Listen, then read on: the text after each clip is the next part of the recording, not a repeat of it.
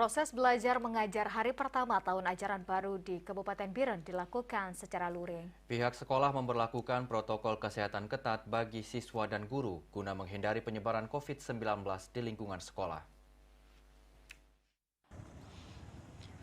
SMP Negeri 2 Biren salah satu sekolah yang menerapkan pembelajaran secara tatap muka sejak hari pertama memasuki tahun ajaran baru. Cara belajar yang sama juga dilakukan oleh sekolah lainnya di Kabupaten Biren.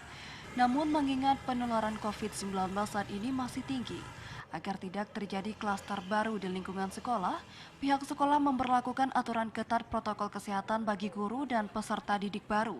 Di antaranya memeriksa suhu tubuh setiap siswa yang hendak masuk ruang belajar. Siswa juga diwajibkan untuk tetap menggunakan masker selama berada di dalam pekarangan sekolah. Namun di hari pertama pagi tadi, kegiatan hanya terdiri dari pengenalan antara siswa dan guru saat apel. Kepala SMPN 2 Biren, Yuslia mengatakan, di hari pertama masuk sekolah antusias para siswa dan siswa yang hadir sangat tinggi. Kehadiran siswa mencapai 98% serta mematuhi protokol kesehatan. Tadi pagi, dari jam 7.15 sampai dengan jam 7.30, anak-anak dari awal masuk sekolah, alhamdulillah sudah memakai masker semuanya.